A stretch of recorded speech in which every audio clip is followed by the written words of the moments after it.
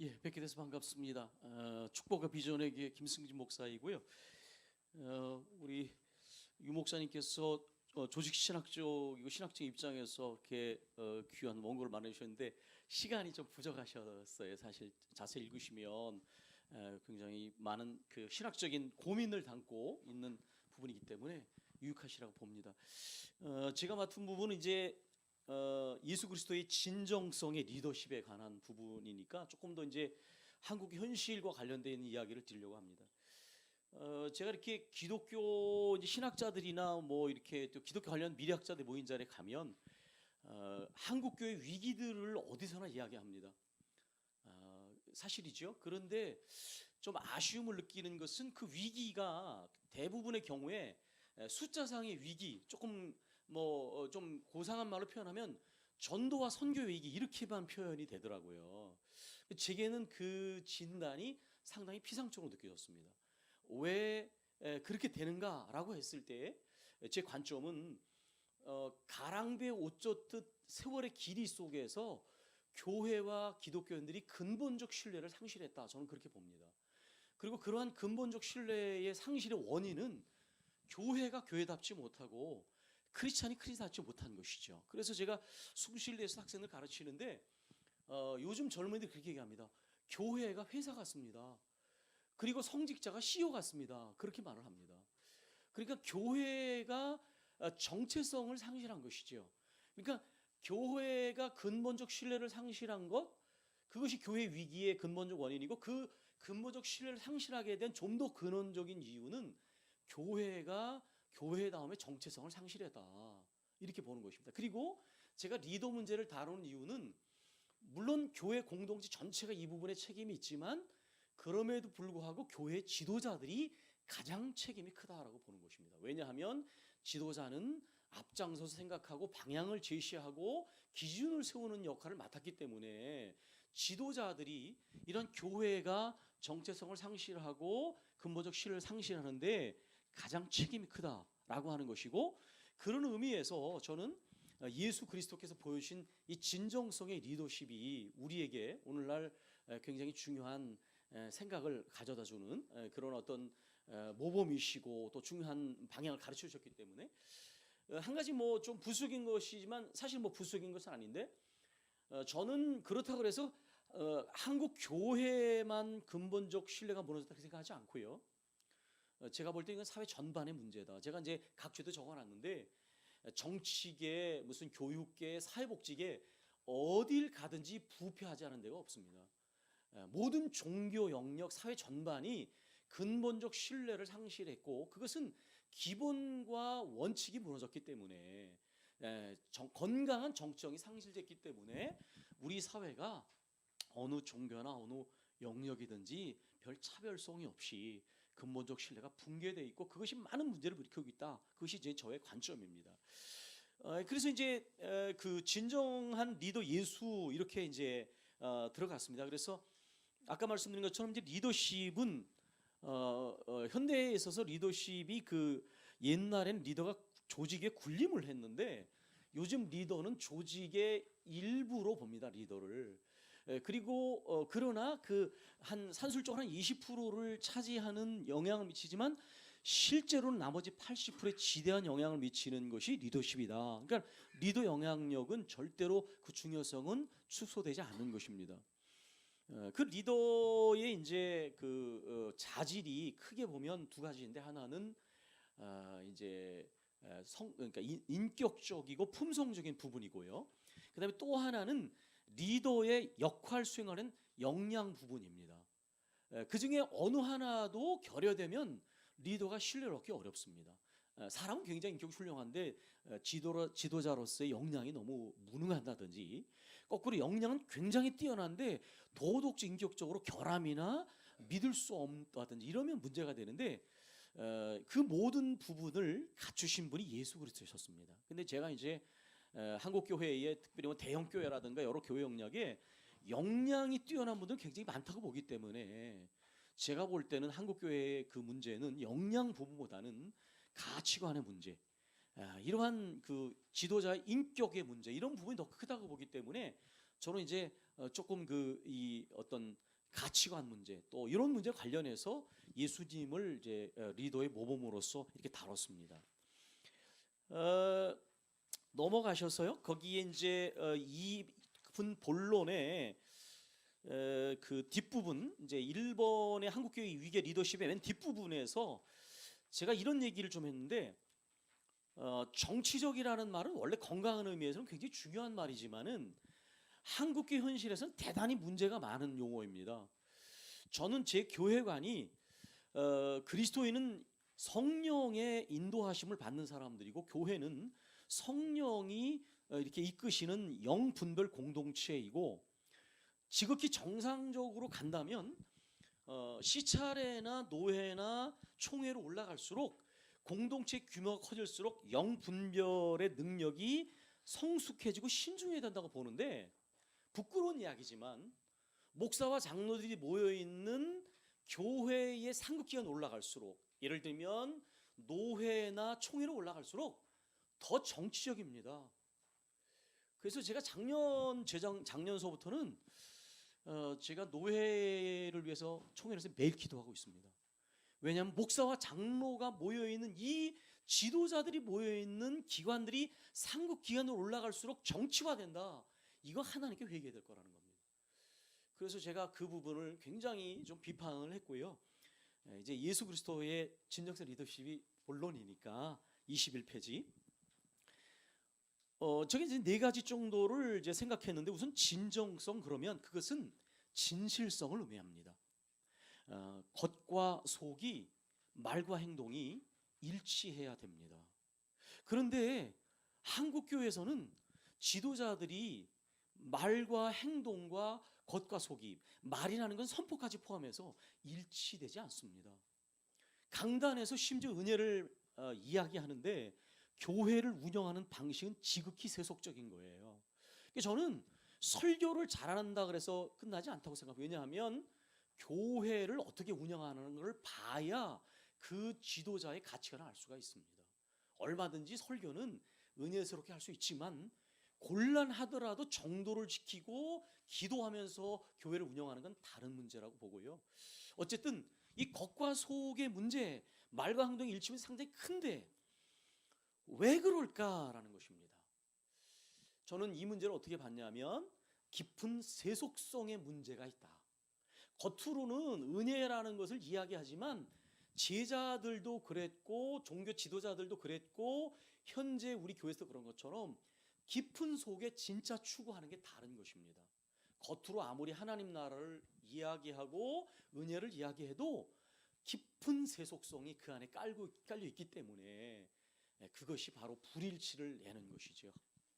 그래서 예수님께서는 이런 부분에 프라이스라고 하는 교육학자가 말한 것처럼 말씀하신 대로 사셨고 말씀하신 것보다 더 많이 사신 분이시기 때문에 그분은 진정한 리더십니다. 두 번째로 넘어가서요. 거기에 이 권위와 권위주의 문제를 다뤘는데, 제가 한 25년 전에 독일에 가기 전에 한 교회에서 이제 청년들을 가르쳤습니다. 부목사로 있으면서. 그때 제가 청년들과 대화를 했는데 어느 날 질문을 했습니다. 여러분은 권위라는 단어를 들으면 어떻게 생각하십니까? 그랬더니 거기 모이는 청년들이 일치하게 저희는 권위라는 단어를 싫어합니다. 배격합니다. 그렇게 답변을 했습니다. 그래서 제가 구분된 질문을 했습니다.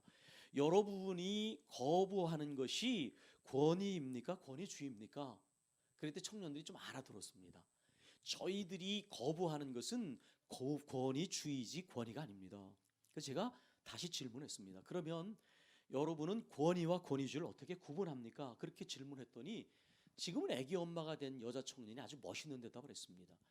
권위를 이야기하는 것이 당사자가 아니라 다른 사람이기 때문에 인정되는 권위이고, 권위주의는 권위를 이야기하는 사람이 자기 당사자이기 때문에 주장되는 권위입니다. 이렇게 말했습니다. 저는 이제까지도 잘 박힌 모처럼 그 청년이 했던 이야기를 마음에 담고 있습니다. 오늘날 한국 교회에서 진정한 권위가 실종되고 권위주의가 팽배하고 있습니다. 좀 송구스러운 표현이지만 제가 아는 한 교수님은 굉장히 많은 신학적인 식견을 가지고 훌륭하지만 본인이 항상 메일을 보낼 때마다 섬기는 일이라고 보내지만 그러나 그분의 모습 속에서 저는 섬김을 발견할 수 없었습니다. 비판을 하려고 하는 의도보다는 진정성의 문제가 느껴지는 것이죠. 예수님은 섬김을 받으려 함이 아니라 섬기러 오셨고 그래서 당신의 생명을 주셨다고 했는데 한국교회에서는 섬김을 받으려 하고 이렇게 군림하려고 하는 권위주의가 지금 한국교회를 지배하고 있다고 봅니다. 세 번째로 넘어가서요. 이 자기의의 문제, 공의 문제입니다. 이것도 제가 생각할 때 이거는 한국 교회만의 문제가 아닙니다.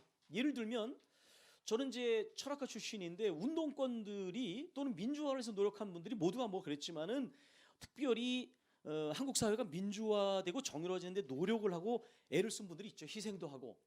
그런데 그것으로 내가 역사 발전에 기여했다는 것 자체로 의미를 삼으면 되는데 우리가 그렇게 희생을 했으니 이제는 우리에게 기득권이 주어져야 된다.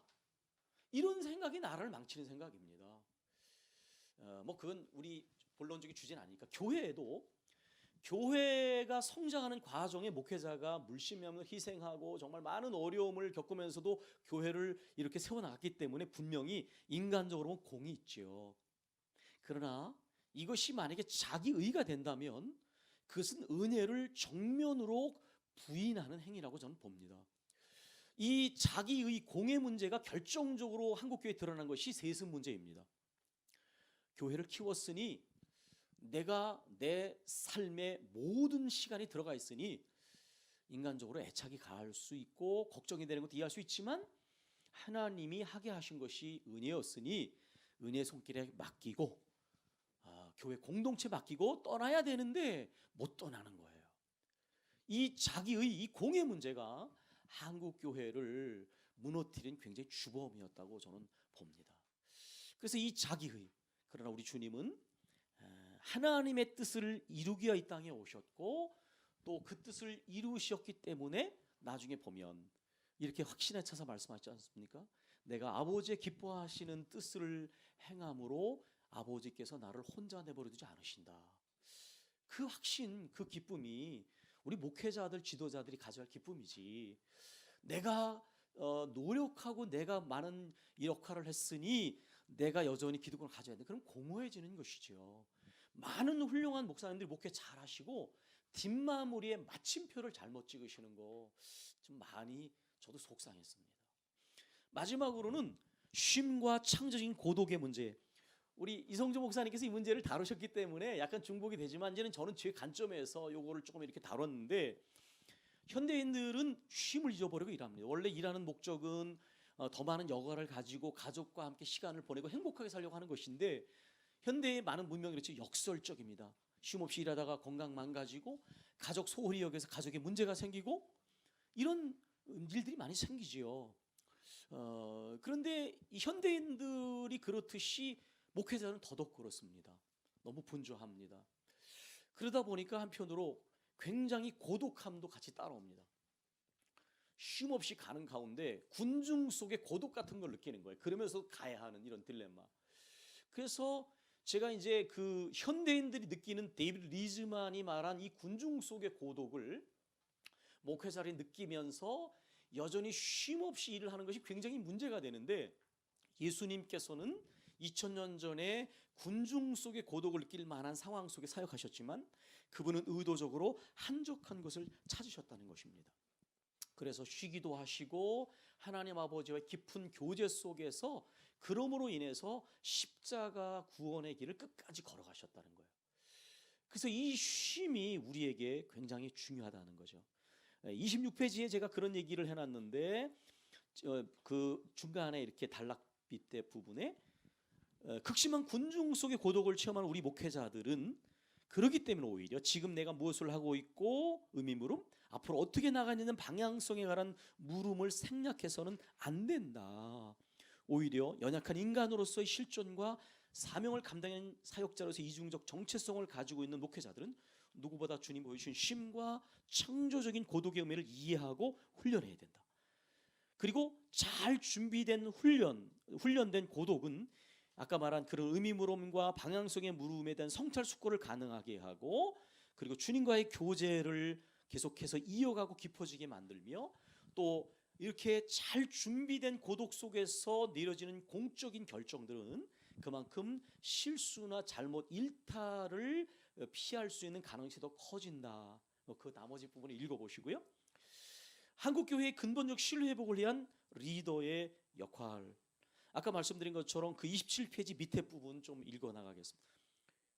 우리 주님 예수 그리스도께서는 하나님 나라의 중심성을 통하여 이 모든 문제에 대한 해결방을 제시하셨다. 위에 말한 진실성의 문제, 또 권위주의의 문제, 자기 공의 문제, 쉼을 잃어버린 모든 문제, 이런 문제에 대한 해결점을 주셨는데, 하나님 나라에 대한 진실한 관심을 통하여 깊은 세속성을 위한 불일치와 모순을 극복하는 길을 보여주셨고, 하나님 나라를 실현하는 길은 권위주의와 굴림이 아니라 섬김과 헌신이라는 걸 보여주셨으며, 교회가 하나님 나라를 실현하는 하나님 나라의 공적 기관이라는 진리를 깨닫게 하심으로 교회가 개교의 지상주의와 대교의 만능주의 덫에 빠지거나 또 지도자들이 자기의적 공에 사로잡히는 오류를 피하는 길을 알려주셨습니다. 그리고 무엇보다도 쉼과 창조적인 고독의 모범을 통하여 우리가 어떻게 이 모든 위험성을 극복하고 하나님 나라의 중심성을 유지하며 그 하나님 나라를 실현하고 선포하는 사명을 일관되게 감당할 수 있는지에 대한 종합적인 처방을 친히 모범을 통해 보여주셨습니다. 나머지 부분은 읽어주시길 바랍니다. 네, 감사합니다.